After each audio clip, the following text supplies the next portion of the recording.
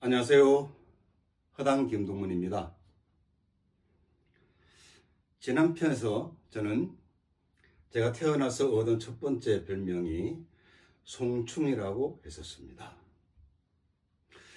그 송충이 김동문이 14살이 되면서 또 다른 별명을 가지게 되었습니다. 공돌이. 공돌이가 제 두 번째 별명이었습니다. 내 이름은 공돌이, 공돌이라 불러다오. 제가 1977년도에 초등학교를 졸업하고 설 명절을 지낸 다음에 둘째 사촌 누나의 손에 이끌려서 대구에 있는 연사공장이라는 곳에 취직을 했었습니다. 연사공장은 무엇하는 곳인가 하면요, 재봉틀 아시죠? 그 실들을 생산하는 그런 공장이었습니다. 사실 저는 다른 여러 또래와 마찬가지로 중학교에 가고 싶었습니다. 그런데 6학년 2학기쯤에 저희 큰아버지께서 이렇게 말씀하셨습니다. 동무이, 니는 공부보다도 기술을 배워야 된대. 기술을 배워서 돈을 벌어야 한대. 그래서 저는 속으로는 큰아버지, 저 중학교 가고 싶어요. 중학교 보내주세요 라고 떼를 쓰고 싶었지만 떼를 쓰지 못하고 알았습니다. 그렇게 썼습니다. 그 6학년 2학기 무렵에 선생님이 저를 부르셨어요. 지금은 고인이 되셨습니다만 강경원 선생님이셨는데, 그런데 그 선생님이 어느 날 저를 부르시더니만 동무이, 니도 중학교 가야지 그러시더군요. 그때 제가 선생님께 말씀을 드렸습니다. 선생님요, 저는 중학교보다도 기술을 배워서 돈을 벌어야 합니다. 그랬더니 선생님이 저를 물끄러미 쳐다보시더니만 너 그 큰아버지한테 말씀 들어줄까? 너 중학교 보내달라고 말씀 들어줄까? 그렇게 말씀하신 것이 아직도 기억에 또렷합니다. 정말 저를 위해서 해주시는 말씀이셨어요. 저는 그게 그때 그 선생님의 말씀이 가슴에 꽂혀들었습니다. 아무튼 초등학교를 졸업하고 1977년 설 명절 지낸 후에 사촌 누나 손을 잡고 대구 방촌동에 있는 연사공장에 취직을 했었는데요. 그때도 제 기억으로는 저희 공장에서 한 몇십 명 됐던 것 같아요. 그 가운데 제일 동생이었습니다. 제일 어린 동생이었습니다. 그 당시 노동 강도는 정말 어마무시했습니다. 지금 그렇게 했다가는 난리가 날 텐데요. 일주일은 주간 근무를 하고 그 다음 또 일주일은 야간 근무를 하고 2교대로 공장이 계속 돌아갔었습니다. 그때 받은 일당은 하루 700원이었습니다. 만근을 하면 3일치를 더 줬던가 하여튼 그랬었습니다. 14살짜리가 공장에 취직을 해서 하루 700원의 일당을 받고 하루 12시간 낮과 밤 교대로 그렇게 일하면서 그렇게 받아도 절대로 혼자 살 수는 없죠. 그래서 사촌 누나랑 함께 기숙사에서 일을 했었죠. 그때는 참 가난했던 시절이었던 것 같아요. 그런데 저는 지금도 기억나는 것은 사촌 누나도 저를 끔찍히 아껴주셨지만 공장의 누나들이 참 저를 아껴주셨어요. 참 사랑을 많이 해줬어요. 그 당시 누나들은 양장점에 가서 옷을 해고 했었는데 누나가 저도 양장점에 데려가서 바지도 맞춰주고 난방도 맞춰주고, 그래서 제가 옷을 꽤 잘 입었던 것 같아요. 왜? 누나의 시각에서 제게 옷을 맞춰줬으니까요. 그런데 제가 공장에 갈 때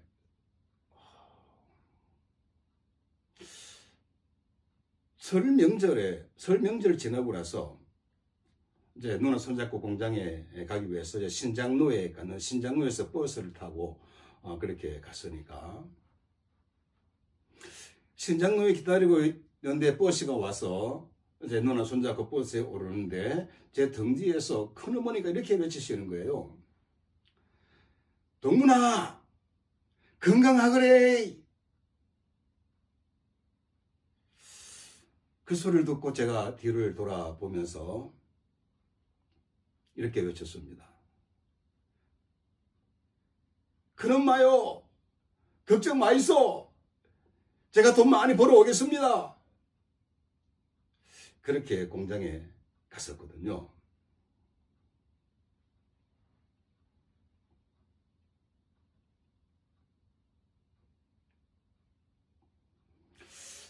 어쨌든 공장에 들어가서 좀 전에 말씀드렸던 대로 사촌 누나의 사랑도 받고, 또 공장에 누나 친구들 사랑도 많이 받고, 그러면서 몸이 힘든 줄은 몰랐습니다. 사실 이게 힘든 일인지 이게 고생인지 모르고 그냥 공장 생활을 했어요. 그런데 무슨 생각이 드는가 하면, 제가 그 공장에 있다가는 미래가 없을 것 같더라고요. 그 공장에 기사 형님이 계셨는데, 제가 이 공장에 계속 있으면 저 기사 형님처럼 살 텐데, 저는 그게 싫더라고요. 그래서 어떻게 하면 큰아버지 말씀대로 기술을 배워서 돈을 벌 수 있을까, 그렇게 고민을, 그 어린 나이에 그런 고민을 했어요. 그런데 그만 제가 사랑에 빠졌습니다.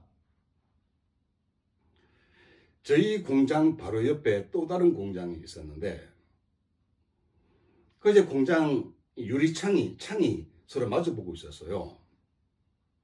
그 야근 작업을 하다 보면 이렇게 뭐 왔다 갔다 하면서 그 공장이 불빛 때문에 훤하게 들여다 보이는데, 거기에 예쁜 여자애가 있는 거예요. 알고 보니까 저보다 1살 위에 누나라더라고요. 저는 갑자기 그 1살 위 뭐 누나라기보다는 그녀가 그냥 괜히 좋더라고요. 그래서 나도 모르게 이렇게 윙크를 해줬는데, 그녀는 얼굴이 발설해지더라고요. 그런데 이 그녀가 저를 볼 때마다 손을 이러는 거예요. 윙크를 해달라는 거였죠. 그렇게 사랑이 시작되었습니다. 어느 날 쉬는 날, 그녀가 저보고 나오래요, 저녁에. 그래서 누나한테 말을 하고는 나가서 둘이 걷다가 철길가에 앉았었는데, 그녀가 이런 말을 하는 거예요. 동문아, 나는 책을 많이 읽었거든. 그래서 사랑에 대해서 잘 알아. 나는 플라토닉 사랑을 하고 싶어. 그러는 거예요. 저는 그 당시 뭐 영어 이영자도 몰랐으니까 플라토닉 러브가 뭔지도 모르지만 그 말이 되게 좋게 들렸어요. 그래서 제가 그랬죠. 나도. 하여튼 그렇게 사랑이 시작되었더랬습니다. 그런데 얼마 가지 못했어요. 왜냐하면 제가 그 공장에 있어서는 큰아버지가 말씀하셨던 그 기술을 배워서 돈 벌 수 없을 것 같더라고요. 그래서 사촌 누나한테 제가 이야기를 했어요. 누나, 나 기술 배울 거야. 기술 배우러 갈 거야. 그래서 이제 누나는 얼마나 걱정이 되었겠습니까? 그래도 제가 고집을 부렸죠. 그래서 공장에 또 다른 공장에 취직했는데 그것은 바로 철공소였습니다. 철공소에 가서 용접도 배우고 선반도 배우고 그럴 생각이었죠. 그 당시는 1977년, 78년, 79년 이때는요. 정말 우리나라가 막 기술을 권장하는 이런 사회였던 것 같아요. 제가 기억하기로는 78년도인가 아마 수출 100억 불 했다라고 막 맨날 뉴스에 나오고 했었거든요. 그래서 어쨌든 제가 철공소에 가서 이제 뭐 전문 용어로 시다바리라고 하는데 그 시다바리 하면서 형들 망치 가져와 하면 망치 갖다 주고 또 몽키 갖다가 몽키 갖다 주고 그런데 그냥 말하지 않죠. 뭐 오만 욕 다 하죠. 그러니까 동작 좀 굼뜨면 막 몽키 날아오고 스패너 날아오고 막 그랬었습니다. 제가 이제 그래도 운동신경이 있다 보니까 잘 피했어요. 또 잘 피한다고 꿀밤 맞기도 하고 그랬는데 제가 철공소 들어가서 일주일 만에 쉬는 시간에 점심 먹고 쉬는 시간에 제가 전기 용접기를 붙들고 전기 용접을 했었어요. 그러니까 공장 형이 막 욕을 하면서 난리를 치더라고요. 그래서 기죽어 있는데 사장님이 그러는 거예요. 야 동문이 너 이리 와봐라.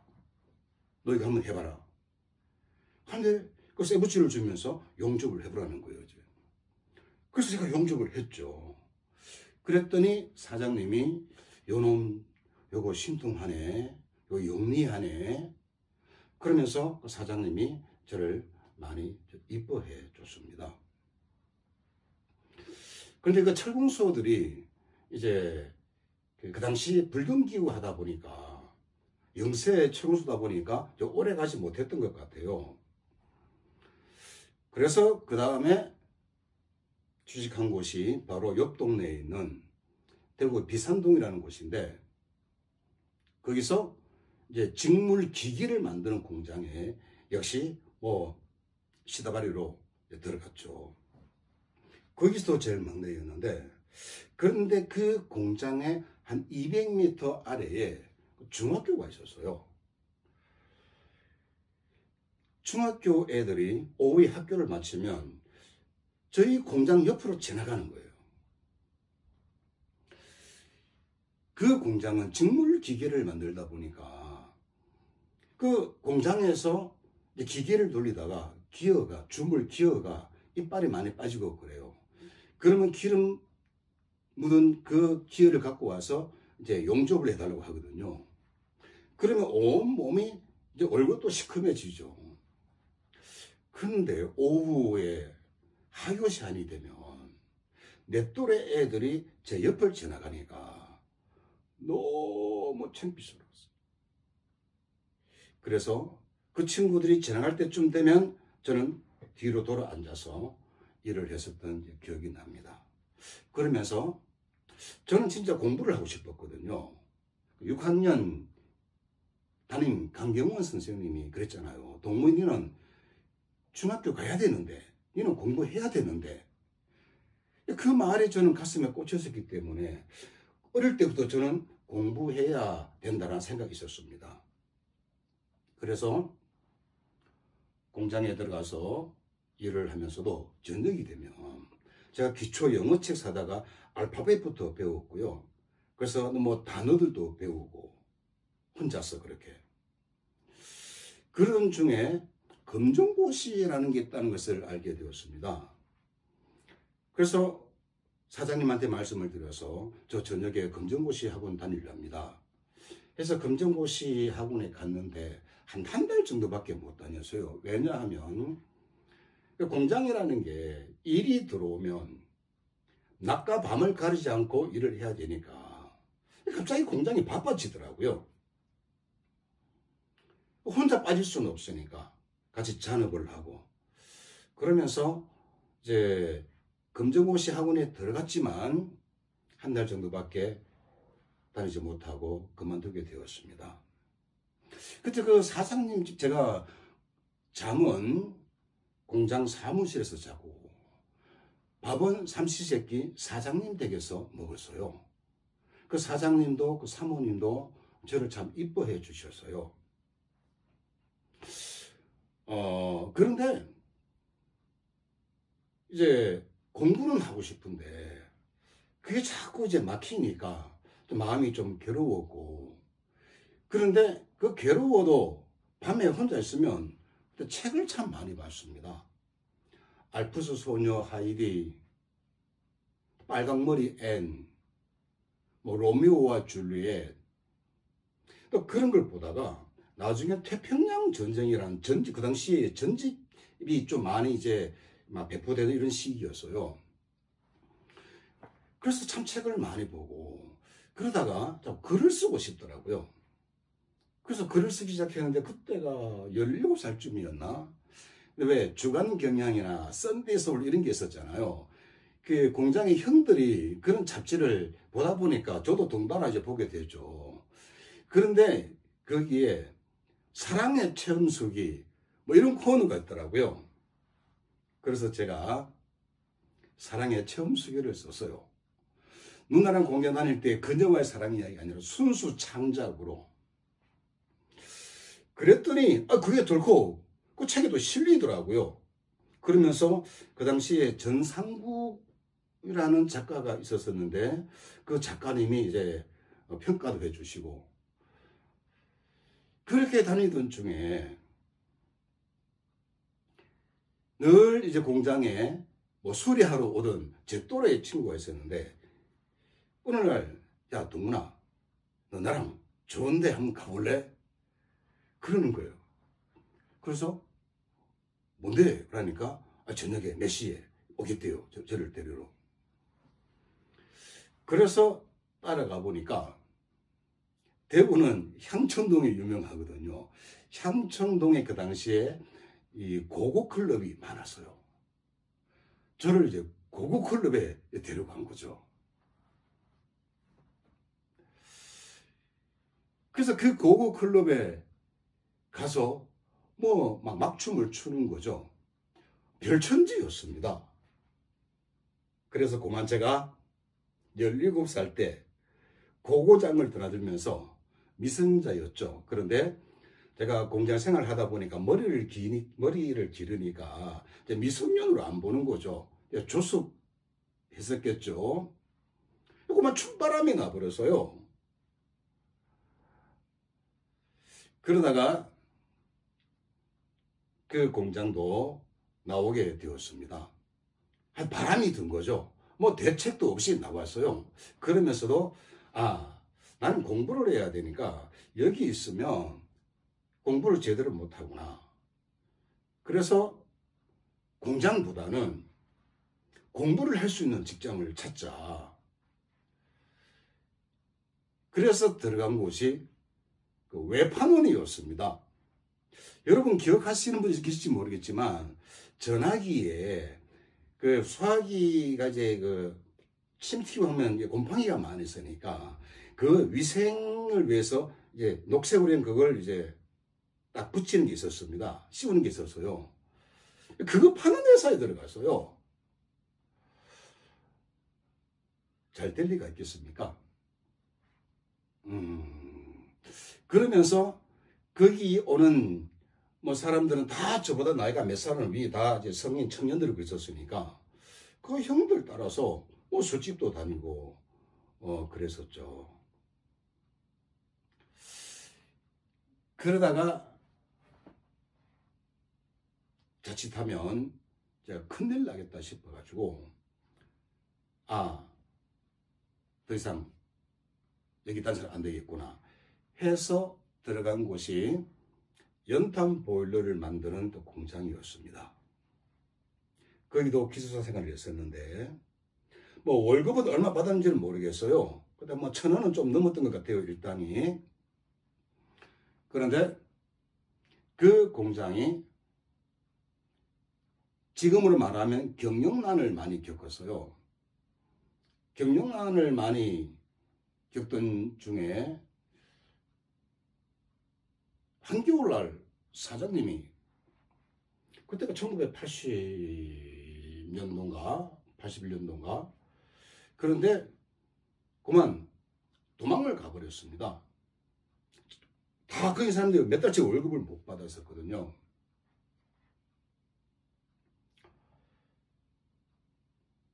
사촌 누나 집에 가서도 며칠 자고 있었지만 그게 쉽지가 않더라고요. 그래서 뭐 한겨울 1월 달이었는데 제가 밖에서 한겨울에, 그 당시에는 집에 연탄을 떼면 그 연탄 아궁이 기둥이 집 밖으로 나와서 지붕이 밀려 있었는데, 이제 그걸 이제 끌어안고 있으면 따뜻한 온기를 느낄 수가 있었습니다. 그렇게도 며칠을 지내줬습니다. 그러면서 제가 사고를 치게 됩니다. 하여튼 두 번째 얻은 별명은 공돌이였습니다. 그 공돌이가 이렇게 백발신사가 되었습니다.